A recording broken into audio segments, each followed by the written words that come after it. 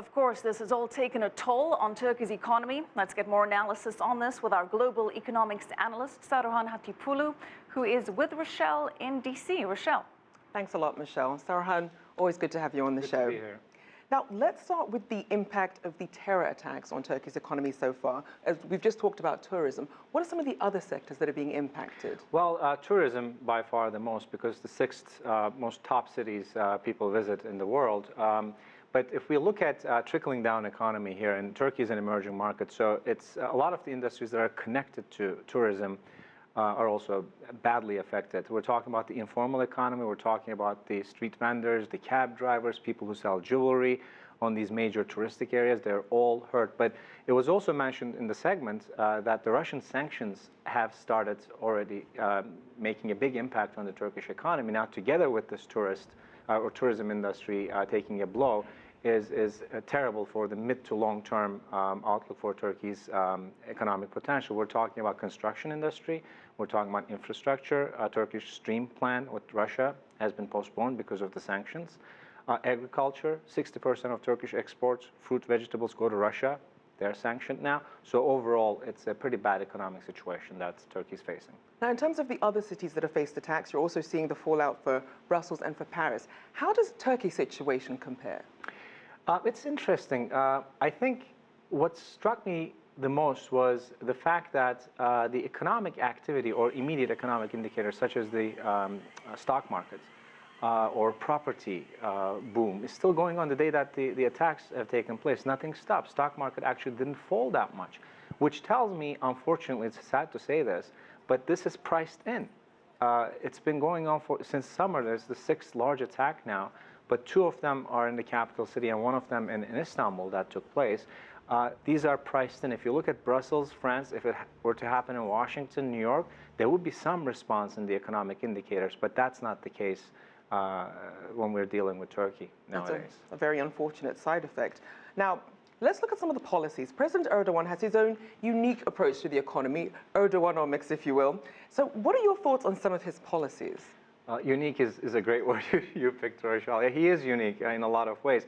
Erdoganomics is based on control of economic activity.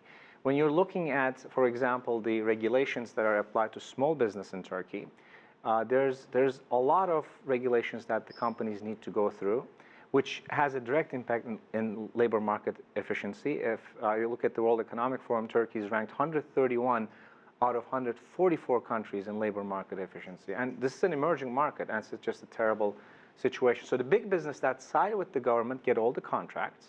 The share of contracts that go to open public auction actually has declined dramatically under the government. We're talking about more than 45% of the contracts are given by bureaucrats, according to who they want to give these contracts. So it's more and about that breeds corruption, that breeds inefficiency and lack of transparency right now. So those are the big effects for Erdoganomics, if you will. Now, some analysts are saying that Turkey's time of robust growth that it enjoyed a decade ago, it's come to an end. Do you think that's a fair assessment? I think it is. If you look at the AK Party rule from 2002 to 2007, we've seen about 6.5% average growth, which was good. But from 2007 then on, that number has declined to 3.5. And we're looking at income per capita has not budged even a little bit. And I think the reason that we're seeing this is exactly because of the policies that are applied. So yes, that's a big difference.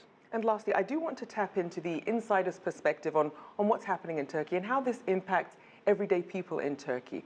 What are the people that you're talking to saying? Well, they're the friends and they're the business people, right? And you get, with friends, they're more open.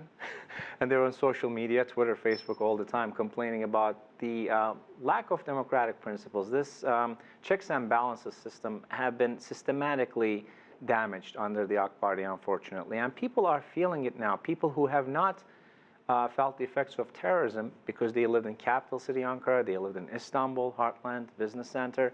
Now they're feeling this and they're scared, they're worried. They can't even demonstrate against the government because then they're blamed or accused of siding with the enemy. We have a lot of examples. Prominent journalists are in jail.